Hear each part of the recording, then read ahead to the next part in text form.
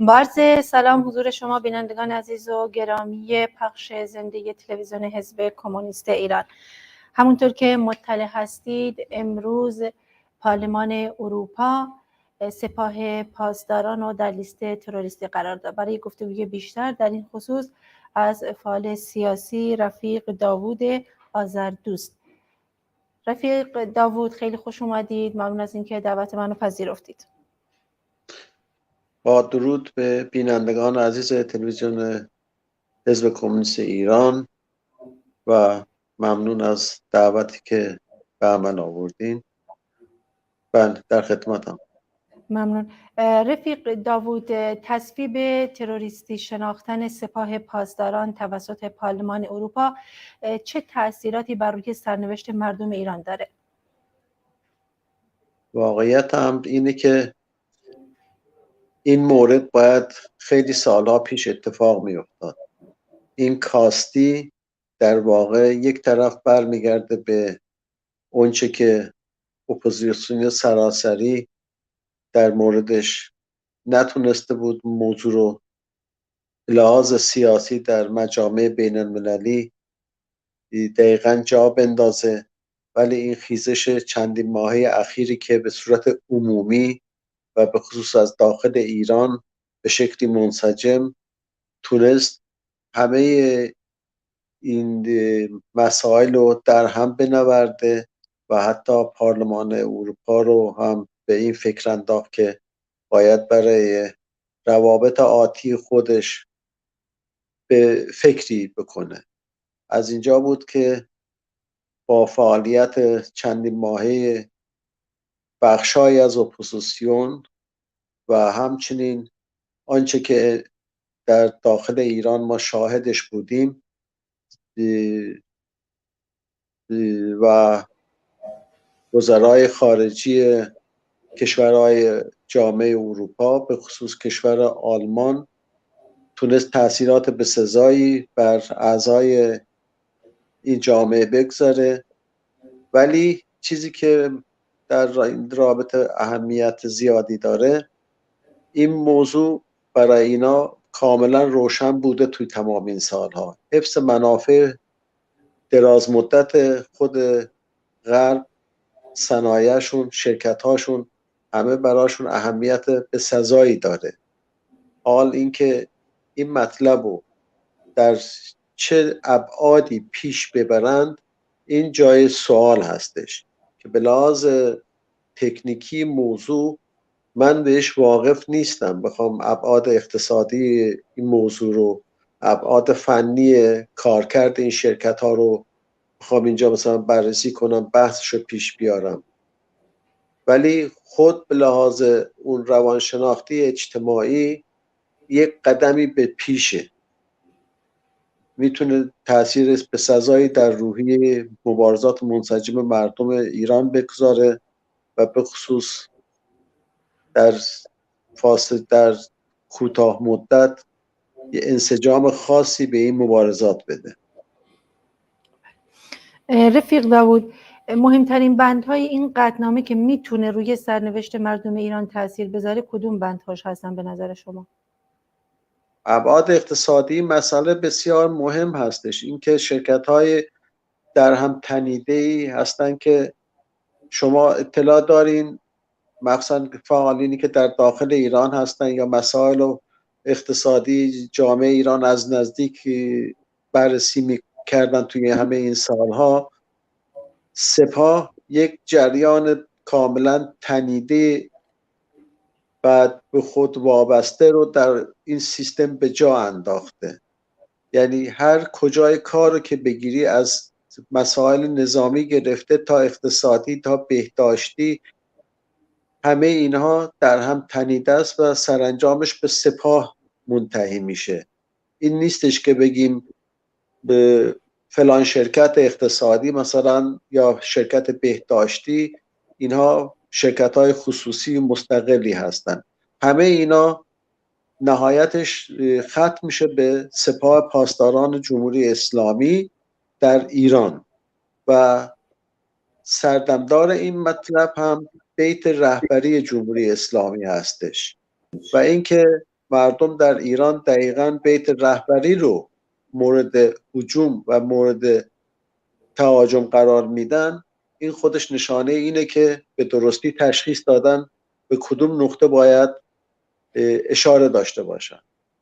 ابعاد اقتصادی این جریان یعنی مسائل بهداشتی مثل دارو اینا رو من فکر نمی کنم تحریم بکنن، ولی در رابطه با ابزار نظامی، چون شرکت‌های اروپایی عمدتاً تامین کننده قطعات ساخت موتور موشک‌های جمهوری اسلامی هستند. نمونه‌هاشو در موشک باران‌های کردستان ما قطعاتشی که به حساب عکساش ایناش فراهم شده بود، اینا اکثرا دیده شده که به کشور مثل بلژیک تعلق داره. و در رابطه با مسئله هسته‌ای بسیاری شرکت‌های آلمانی بودند که در رابطه با ابزار و قطعات فنی این مورد درگیر موضوع بودند. یک حجم وسیع رابطه اقتصادی چند میلیاردی در طول هر سال در این خصوص به کار بسته میشه.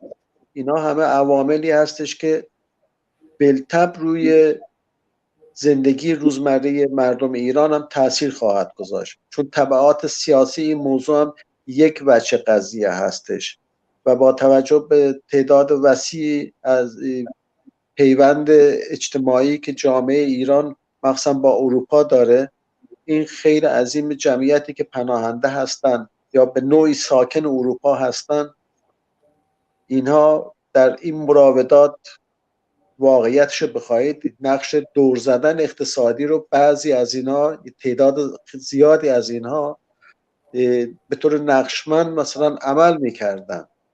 تعداد زیادی از عوامل رژیم در خارج کشور ساکن هستند یا اسکان داده شدن، به خصوص اونایی که بعد از 2014 و 15 به خارج از کشور اعزام شدن. در اصل اینا عوامل دور زدن اقتصادی ایران در حجم‌های خیلی وسیع هستند. به ساخت و ساز، ایجاد شرکت‌های ساختمانی، ایجاد شرکت‌های تجاری و تهیه خرید و فروش ساختمان، شرکت‌های مسافربری و از این طریق حتی خیلی از عوامل اینا لیست مثلا شرکت‌های مسافری رو تشکیل دادن. ایرانیایی که مسافرت میکنن اتوماتیک مثلا صاحب شرکت میبینی لیست مسافرین رو به سفارت ارائه میده. از این طریق مثلا میبینین وقتی که میخوان سر به زنگا حساب جمع‌آوری اطلاعات صورت میگیره، یا مثلا پولشویی، از جمله مثلا همین سیستم عملکرد اقتصاد گردش پول حواله که هستش. سوپرمارکت های ایرانی ها باید در خارج کشور سعی بکنن حتی المقدور نیازهاشون رو از سوپرهای خارجی تهیه بکنن. خود اکثر سوپرهای ایرانی فعال در اروپا علل عموم اینا پولشویی برای سپاه انجام میدن. اینا بله، اطلاعات بفرمایید صحبتتون رو کامل کنید. نه خواهش کنم، بفرمایید. تموم شد. رفیق داوود، تا حدودی در صحبتاتون هم اشاره کردید در مورد جنبه‌های مثبت و منفی تصویب قطعنامه تروریست خواندن سپاه پاسداران.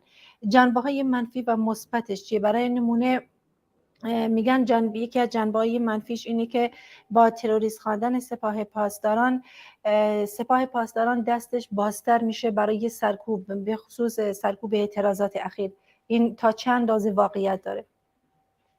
توی همین 43 سال اخیر اینها چه تروریست خونده شدن چه تروریست خوانده نشدن، اینها کی بوده که سرکوب نکردن؟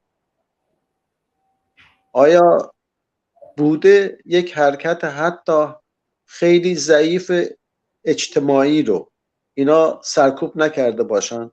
الان دیگه دست اینا کاملا رو شده بابت تمام شیوه هایی که در سرکوب به کار میبرن، مماشات با یک همچین جریانی تا امروز کافی بوده. یعنی اون چی که مثلا در کانادا اتفاق افتاده متاسفانه شنیده میشه، بعضی مماشات ها رو داره صورت میدن که مثلا سپاه در کانادا جزء لیست تروریستی قرار نگیره، چون در این صورت بخشی از آقایون مهاجر و یا خانم های مهاجر ساکن کانادا ممکنه چون دوره خدمت وظیفه نظام وظیفهشون رو در سپاه گذروندن، ممکنه اون موقع از اینا سلب اقامت بشه. برای هیچ کسی این پوشیده نیست. کسی که وارد سپاه میشه برای انجام خدمت وظیفه برای مدت 2 سال، بالطبع از روی میل شخصی خودشه، یعنی حساب شده وارد یه همچین عرصه‌ای میشن به خاطر اینکه بعدها امتیازاتی براشون داره، از جمله خیلی راحت وارد دانشگاه میشن، از جمله خیلی راحت میتونن بورس بگیرن، از جمله خیلی راحت میتونن به واسطه همون خدمت وظیفه‌ای که در سپاه انجام دادن بتونن اقامت کشورهای دیگه رو دریافت بکنن. خلاصه یک کارت ورود یا یک شاکلید باز کردن درهای بعدی به روی خودشونه. یا مثلا طرف میره عضو بسیج محل میشه، عضو بسیج سپاه نمیدونم منطقه فلان میشه. اینا همه حساب شده این کارا رو صورت میدن. بله. رفیق داوود، این قطعنامه، تصویب این قطعنامه چقدر میتونه روی سیاست‌های کشورهای اروپایی در قبال جمهوری اسلامی جدی بشه؟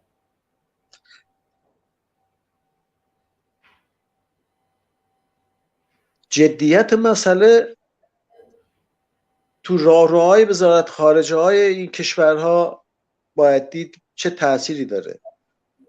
اعضای اپوزیسیون، به خصوص کادرها، رهبران اپوزیسیون تحت هیئت‌هایی، اینا موظف هستند الان به طور جدی و پیگیر این مسائل رو تعقیب بکنن، و الا قوانینی هستش تصویب میشه ولی کسی در پی این قوانین نره برای اجراش، یه مقدار مسائل اجراییشو اونا بالطبع منافعی دارن، این منافع خودشون هم مایل نیستن به همین راحتی ازش چشم بپوشن. چون امروزه مثلا در خارج کشور توی بعضی از کشورها ما شاهد این هستیم یک سری کادرهای این دولت‌ها به ذم خودشون پشت سیاست‌های خودشون پروروندن. بالطبع اونها مثلا با اون عینکی که ما به قول معروف به جامعه ایران نگاه میکنیم، اینا جوانایی هستن که توی این کشورها به دنیا اومدن، متأثر از اون روابطشون هستن، روابط فامیلی، روابط خانوادگیشون، ولی اون درد و رنجی که به اصطلاح پناهنده ها یا فعالین 57 که امروز در سال هاستش در خارج کشور هستن، مسائل مثل اینا نمیتونن عمیق درک بکنن یا عمیق به شکل کلاسیک موضوع، به شکل اداری موضوع میفهمن در اون حد که به اصطلاح خودشون آموزش دیدن. اونی که باید احزاب، اعضای اپوزیسیون، کادرهای اپوزیسیون این مسائل رو جدی تعقیب کنن. رفیق داوود، جمهوری اسلامی در خصوص مناسباتش با اروپا میتونم بگم به نقطه‌ای رسیده که شاید مناسباتش با اروپا در حال تغییر باشه و تغییر کنه. ما در آینده که این قطعنامه طی مراحل قانونی تصویب میشه باید انتظار چه چیزی رو داشته باشیم؟ البته جمهوری اسلامی یک رابطه خودش رو تا کنون بر حسب یک حالت باجگیرنده با اروپا ادامه داده. شما شاهد این هستید که چه تعداد زیادی دو ملیتی ها و یا روزنامه‌نگاران یا عناصر اقتصادی اروپایی در زندان‌های جمهوری اسلامی هستند و تاکنون هم بارها شده اینا رو مورد معامله و مراوده خودشون قرار دادن و از سوی دیگه به یک سری کارهای البته به صورت نیابتی، نه به طور مستقیم، به صورت نیابتی دست به خرابکاری‌های خواهد زد و در این رابطه کم نیستن توی خارج کشور عناصری که گوش به زنگ جمهوری اسلامی هستند و از سوی دیگه هم اعضای اپوزیسیون در خارج کشور. شدیداً همه افراد باید واقعا گوش به زنگ باشن در شهرهای مخصوصا بزرگ توی کشورهای اروپا، اینا رو توسط همین عناصر خودشون، فعالین خودشون اینجا تحت تعقیب قرار میدن. یعنی دست به یک سری عملیات آزاردهنده خواهد زد. حتی اگر ضرورت پیدا بکنه، مثلا کارهای انتحاری، بمبگذاری، این مسائل رو بهشون دست خواهد زد. رفیق بود در صحبت‌های اولیتون صحبت کردی در مورد اینکه امکان داره برخی از واحدهای وابسته به سپاه تحریم بشن. بازوهای اقتصادی سپاه پاسداران چه تأثیری ممکنه از این داشته باشن؟ در وهله اول اروپایی‌ها بیشتر سر مسائل اقتصادی تکیه خواهند کرد و این به جز این که قیمت ارزاق عمومی از اون چیزی که امروزه در ایران در اون حجم بالا گرون شده، درآمدها پایینه، هیچ اصول و قاعده‌ای به پرداخت دستمزدها وجود نداره، چون سرمنشأ مسئله همش برمیگرده به بیت رهبری. چرخش اقتصاد دست خود اوناست. امروزه میشنویم که قریب 4 ماه 5 ماه حقوقا پرداخت نمیشه، یا میارن بخش سرکوب و حقوقاشون رو میبرن بالا. بعد ارزش پول به خاطر بی پشتوانه چاپ کردن پول، حجم عظیمی از نقدینگی دست مردم بدونی که پشتوانه‌ای داشته باشه، بدونی که توان قدرت خریدی داشته باشه. اینا همه معضلاتیه که بر حسب سوء مدیریت اقتصادی این دولت این مسائل به وجود اومده و هیچ مرکز اقتصادی یا مدیریت اقتصادی هم توی جامعه در واقع وجود نداره. ارکان دولت از ریاست جمهوری گرفته تا مجلس و امثالهم، همه این ارگان‌های اجرایی منبع‌های بسیار پوشالی و بی‌اعتباری هستند، فقط نمادین هستند. اینها در واقع جامعه ایران داره این دوره قرون وسطی مدیریت میشه. یک نفر اون بالا نشسته مسائل رو به ذم خودش اونطور که مایله، همه هم گوش به فرمانشن. بله. ممنون رفیق داوود. اگه موافق باشیم دوستانم در بخش کنترل کلیپی آماده کردن، اونو میبینیم برمیگردیم. در خدمت.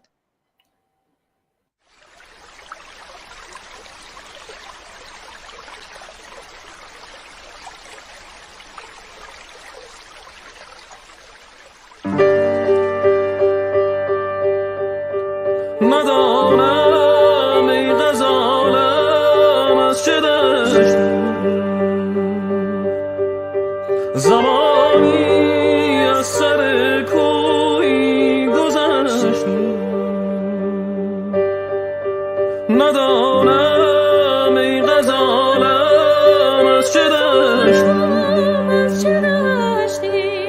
زمانی از سر کوی گذشتی.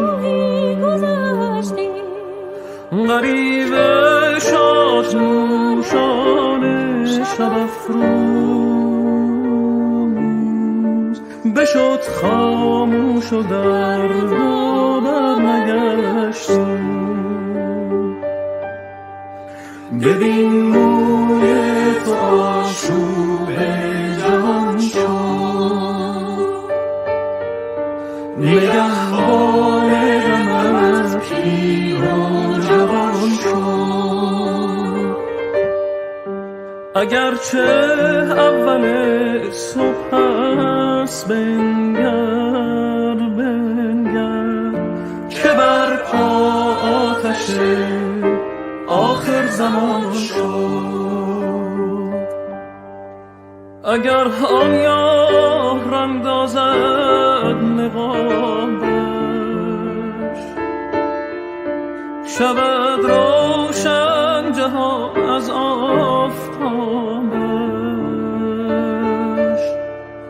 به خاک سرد پوشیدند آن روی، ببیند شب به شب یک شهر خوابش. به خاک سرد پوشیدم آن روی، ببینم شب به شب یک شهر خوابش. ببین موی تو آشوب جان شد، نگهبان غمت پیر و جوان شد.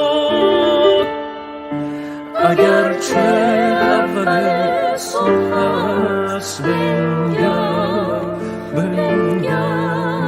که بر پا آتش آخر زمان شد. ببین موی تو آشوب جان شد، نگهبان غمت پیر و جوان شد. اگرچه اول صبح است بنگر که بر پا آتش آخر زمان شد. که بر پا آتش آخر زمان شد. ببین موی تو آشوب جهان شد، نگهبان غمت پیر و جوان شد. اگرچه اول صبح است بنگر که بر پا آتش آخر زمان شد.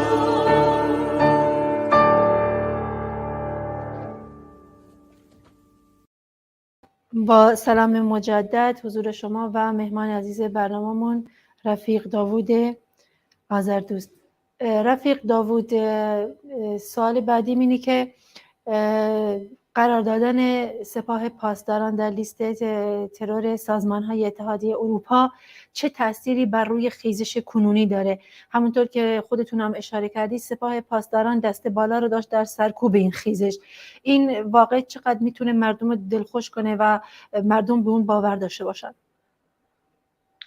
واقعیت هم اینه که میتونه در تسریع خود این سپاه که بخشایی از امکانات لوجستیکیشو از خارج از کشور مهیا میکنه و نیروهاشو در سطح عمومی مخصوصا در مناطق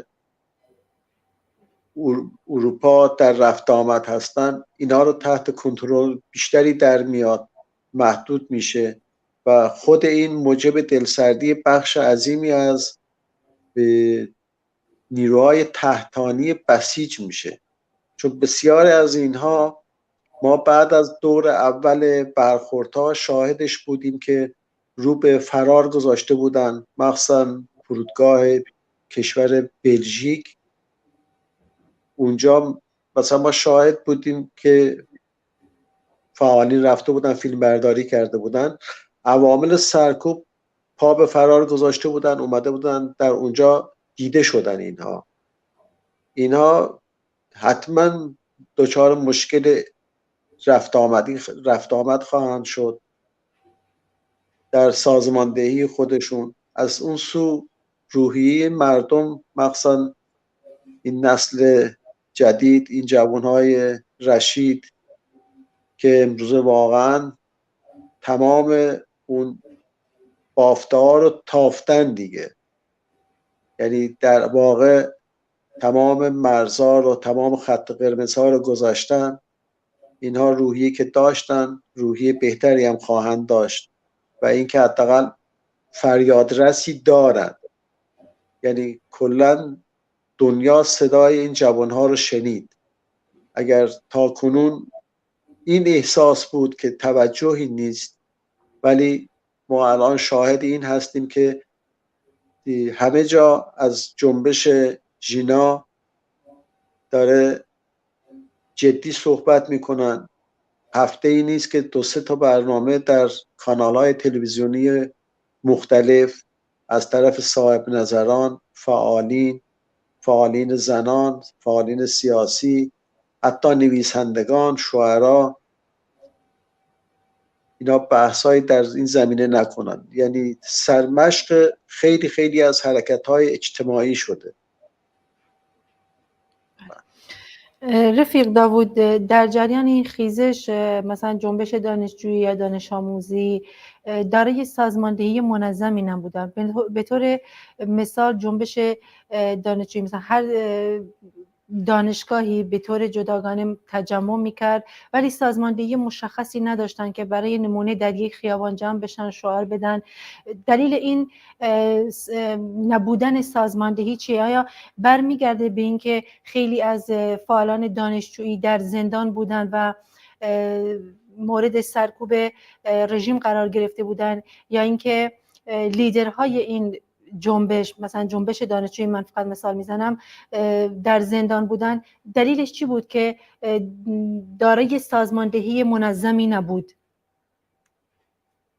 واقعیت اون چیز که تو این 4 ماه گذشته، مثلا تو اوج اون حرکت‌های دانشجویی به طور مستقل که صورت گرفتش، بر حسب تجربه 2 دهه اخیر جنبش دانشجویی در داخل ایران با اون ضربات سهمگینی که در پی داشته، یکی از محاسن خود این جنبش در همه عرصه‌هاش ما شاهدش بودیم، همون بی‌نظمی مطلبه، نداشتن رهبریت، اون چیزی که به معنی کلاسیکش ما تصورش میکنیم.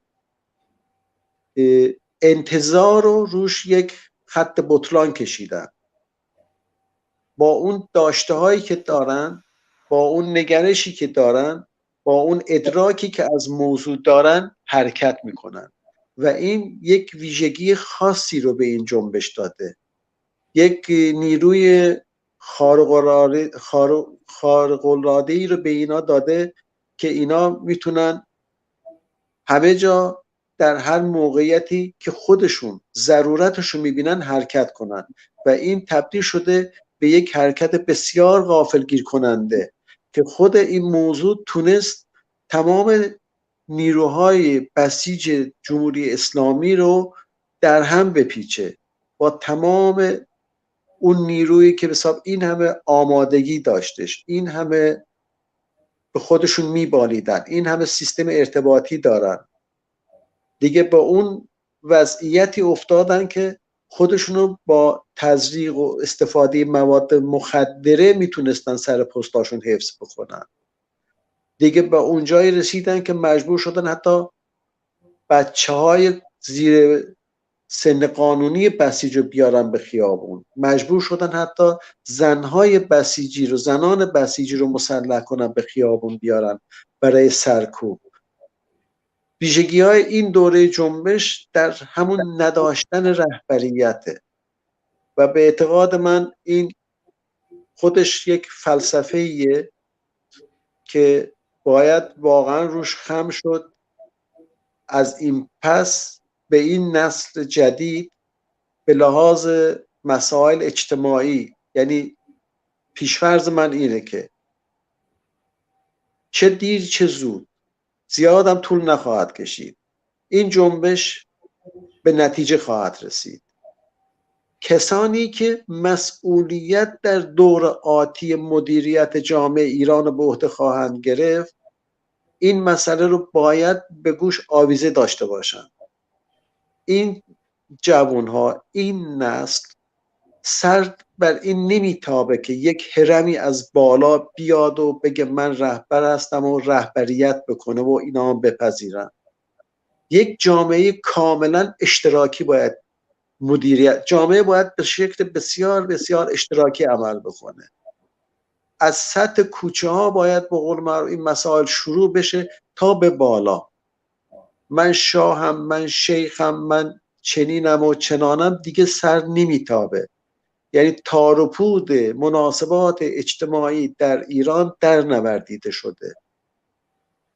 این یه واقعیت عینی هستش که جامعه شناسان هم امروزه توی ایران بخشن این مسائل رو تحت بررسی قرار داره میدن.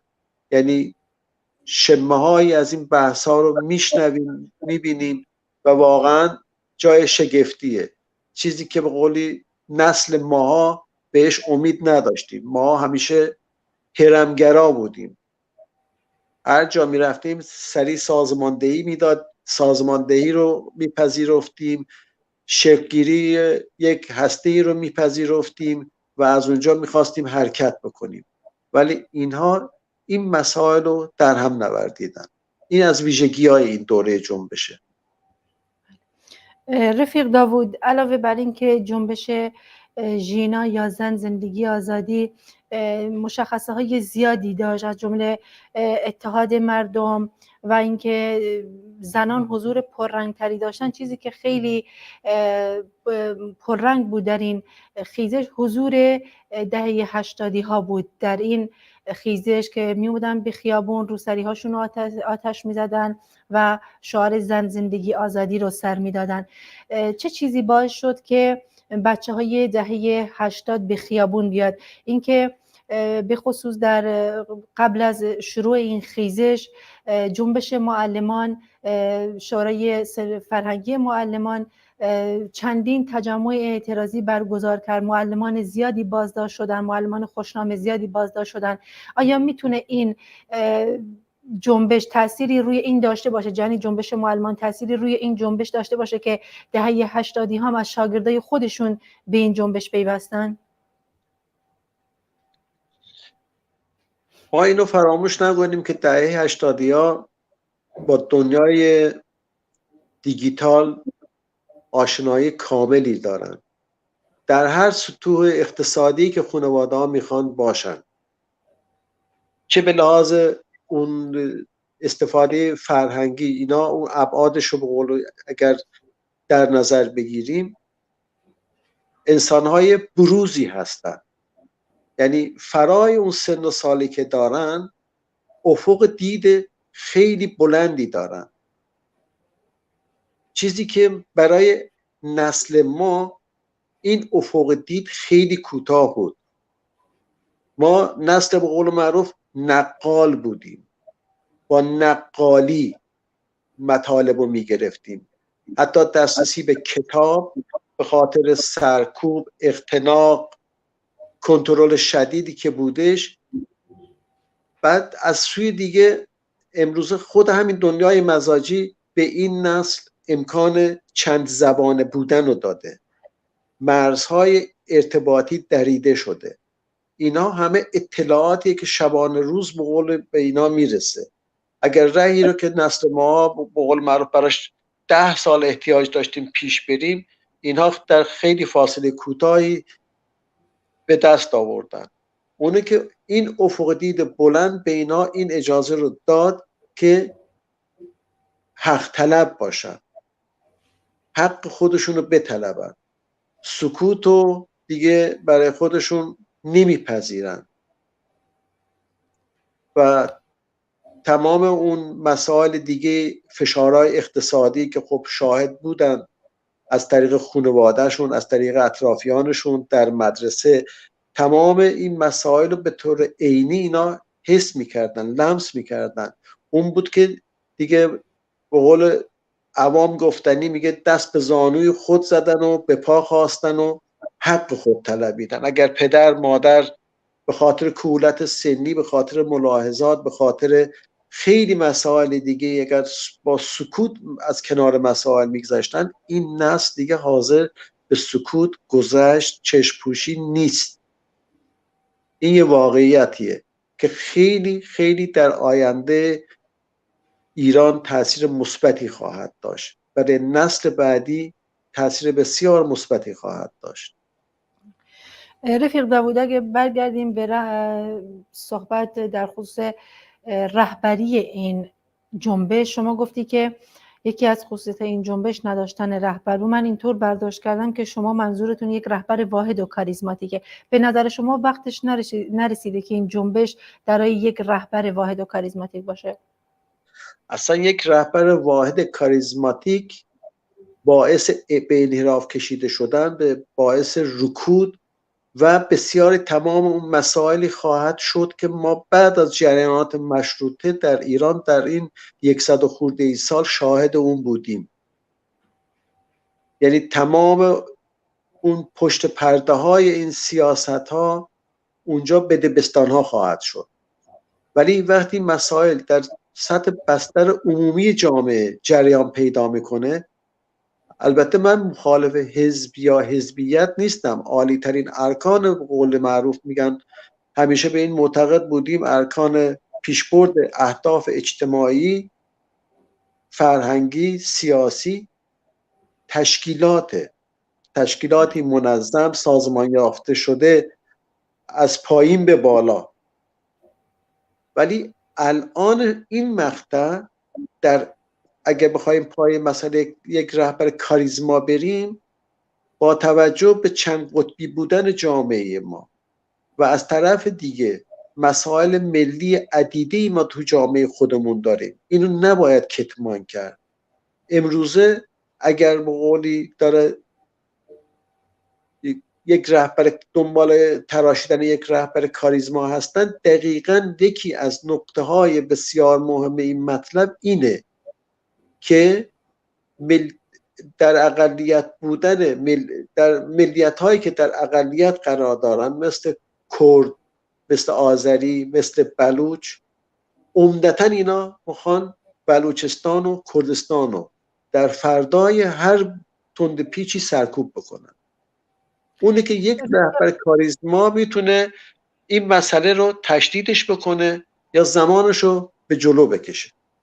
رفیق داوود، پس چرا احزاب دست راستی و باقی مانده حکومت شاهنشاهی ائتلافی تشکیل میدن و اینکه سوار بر موج این خیزش ادعای رهبری این خیزش رو دارن؟ یا این واقعیت داره، یا اینکه نه، مردم قرار نیست در حالی که تجربه هم حکومت شاهنشاهی رو داشتن و هم یک حکومت اسلامی دوباره به عقب برگردن؟ شما در طول این 4 ماه تو هیچ کدوم از تظاهرات نه از شاه شنیدین نه از رضا شاه شنیدین.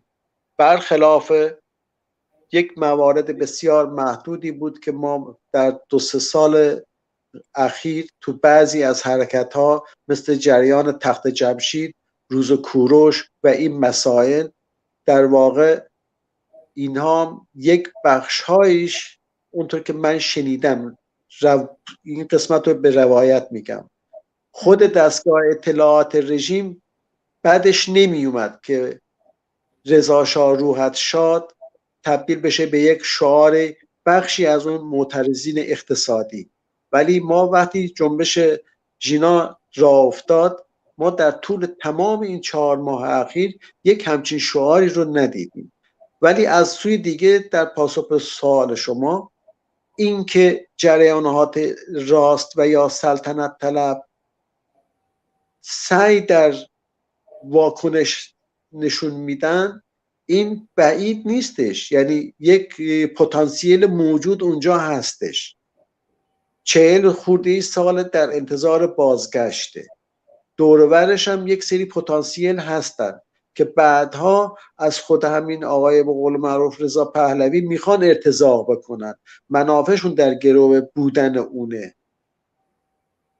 اینا فعالیت خودشون رو خواهند کرد، امکانشو دارن، امکانات مالیشو دارن، روابطشون رو دارن، ولی از این ور نیروهای اجتماعی رادیکال به خصوص چپ نه به اون معنای کلاسیکش من میگم، باید ما از اون سیستم کلاسیکمون بیایم بیرون، یه مقدار زمینی تر بشیم، اجتماعی تر بشیم. این نیرو میتونه تاثیرگذار باشه.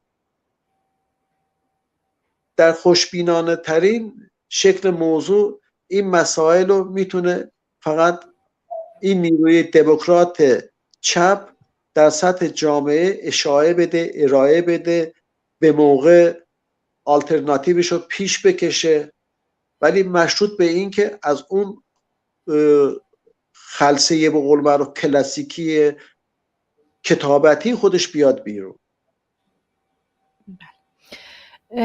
رفیق داوود، فردا جمعه است و مطلع هستید که در زاهدان هر جمعه تظاهراتی برگزار میشه. این جمعه با جمعه های بعد یه تفاوتی داری و این که از همین حالا نیروهای رژیم ایستای بازرسی گذاشتن و مسیرها رو به زاهدان و بلوچستان مسدود کردن. به نظر شما این اقدامات تا چه اندازه میتونه باعث فروکش شدن صدای مردم زاهدان و بلوچستان بشه؟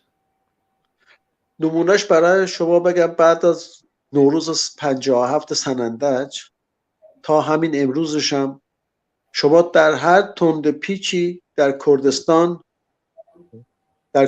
ایران روشهلات شاهد تمام این ایست بازرسی ها و تمام این کنترل ها، بگیر و ببند ها بودیم. در زاهدان هم کم و بیش بوده، ولی توی این دوره تشدید پیدا کرده. آیا در کردستان تونستن جلوی رشد جنبش رو بگیرن؟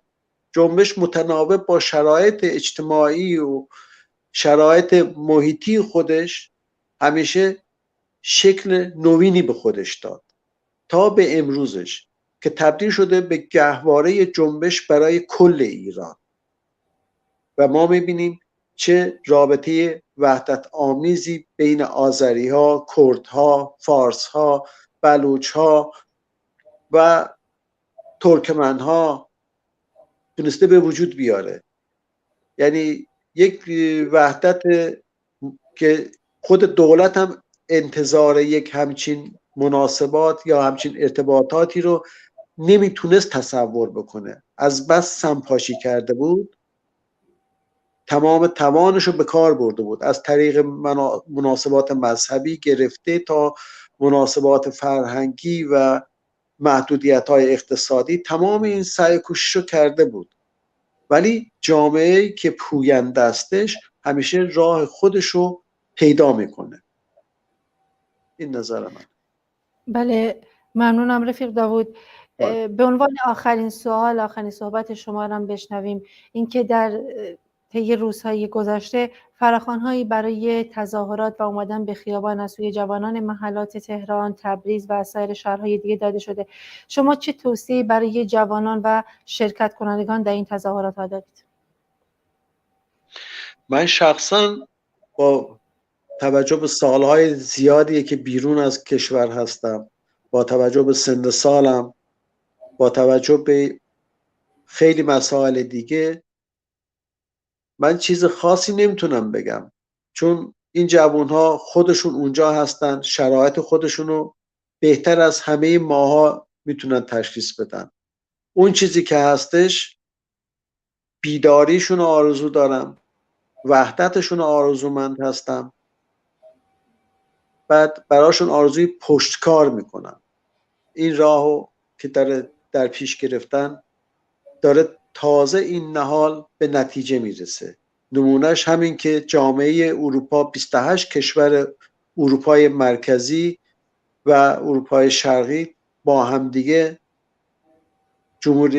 سپاه جمهوری اسلامی رو به عنوان یک نیروی تروریستی شناختن. این خودش حاصل زحمت این 4 ماه این عزیزانه. رفیق داوود، من گفتم آخرین سوال، ولی اینجا یه سوال دیگه برام پیش اومده که میخوام ازتون بپرسم. در فردای سرنگونی جمهوری اسلامی شما چه آینده‌ای رو ترسیم میکنی برای مردم ایران؟ واقعیتش با این یک سوال این جواب موضوع رو نمیشه داد، چون وقتی سیر تحولات سریع این 4 ماه رو بررسی آدم نگاه میکنه و کلا یک فلاشبکی به این 43 سال میزنه، در خود من یک امیدی به قول یک امیدی به من دست داده که حتی تصورش برام 6 ماه پیش، 1 سال پیش غیر ممکن بود. یعنی در هم نوردیده شدن تمام تار و پود اون چیزی که ما در ایران به نام فرهنگ، عرف، عادات، دین، همه این مسائل، خانواده، تار و پود خانواده رو این جوانها در هم نوردیدن. یعنی چیزی که شاید در هر یکی از جوامع دیگه 100 سال احتیاج به کار فرهنگی داشته باشه، این جوانها در این محدوده جمهوری اسلامی تونستن با 20 سال سنشون به یک همچین دستاوردی برسن. یعنی کسانی که در اجرایات آتی ایران به عنوان دولت مردا کار خواهند کرد، اینو بدونن کار بسیار شاقی خواهد بود. خیلی محتاطانه کار بپذیرن و واقعا کسانی که یک همچین افق بلندی رو در موازات این جوانها ندارن، من بهشون توصیه میکنم وارد کار اجرایی نشن. بذارین خود این جوانها دستن در کار ساخت یک جامعه نوینی در ایران باشن و ما هم بتونیم در سایه مهرشون چند صباحی رو بگذرونیم، ازشون یاد بگیریم. این پیام من باشه. بله، ممنونم از شما رفیق داوود عزیز از اینکه در این برنامه حضور پیدا کردید و به سوالات من پاسخ دادید. خیلی خوشحال شدم. براتون آرزوی موفقیت میکنم برای برنامه‌تون، برای زحمات. خیلی ممنون از شما.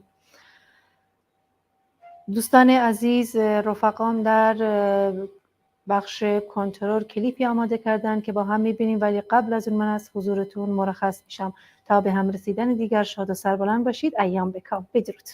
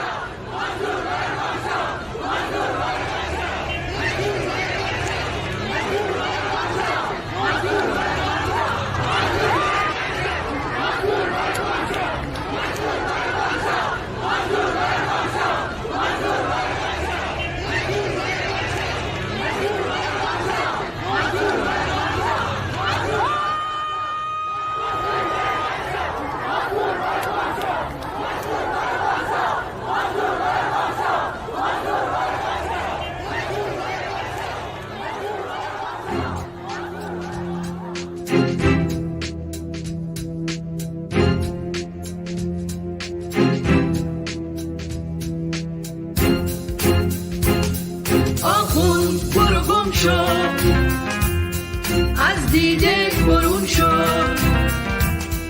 بس کن برو گم شو. ای رهبر وامانده، ای فسیل درمانده، از عقل جدا مانده، ای حقیر پسمانده. بس کن برو گم شو، آخون برو گم شو. ای جانی و قاتل، ای کودن و باطل، ای مفتخور سیاس، ای مزدور و جاهل. بس کن برو گم شو، آخون برو گم شو.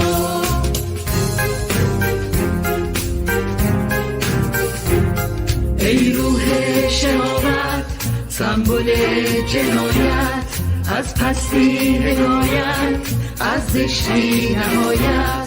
بس کن برو گم شو، از دیده برون شو.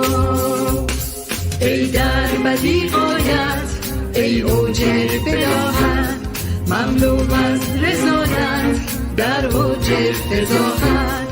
بس کن برو گم شو، آخوند برو گم شو.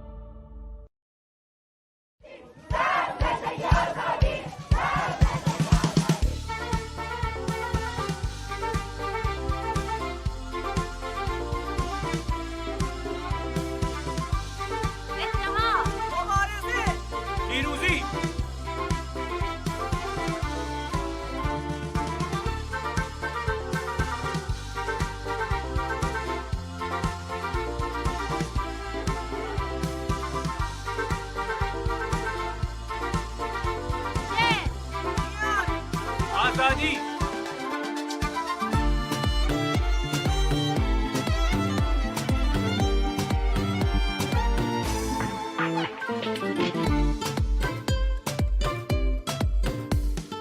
در ضد بیداد بیا به میدان، تو ای کارگر نسل قهرمان. شور شو خوشه های خشم پیچیده بر هم، کاخ ظالمان. کلید رمز انقلاب ما، تنها اتحاد ما.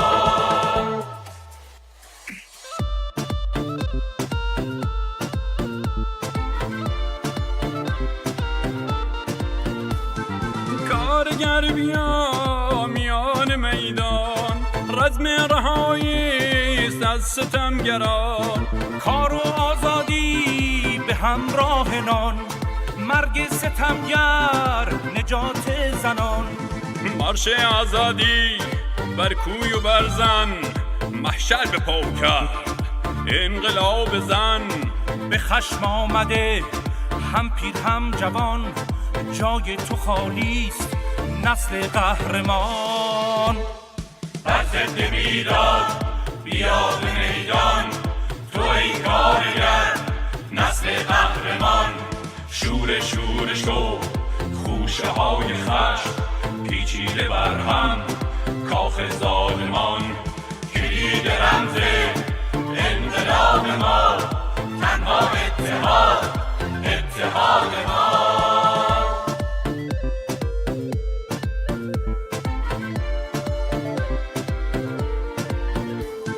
خروشیدن زنان و مردان علیه ظلم سرمایه داران. زندان پر شده از هزاران انسان، اسیر دست شکنجه گران. در پرتگاهیم به حکم اسلام، سپاه و بسیج فوج بیلگام.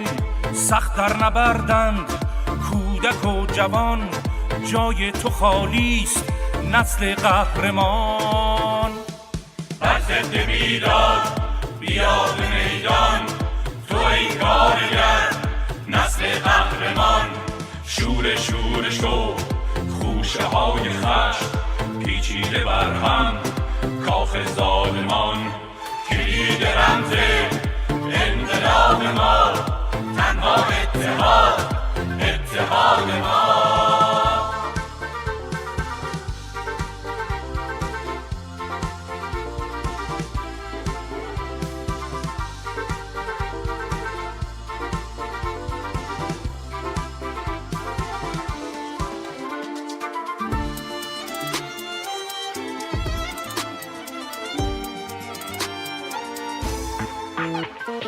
حکم جهل و دین دیگر نشاید، عمر استثمار باید سرآید.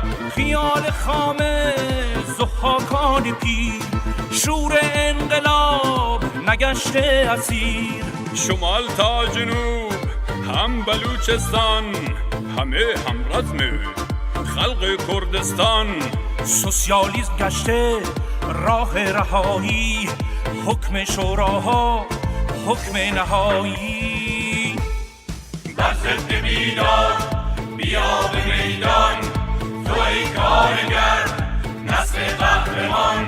شور شو خوشه های خشم پیچیده بر هم، کاخ ظالمان.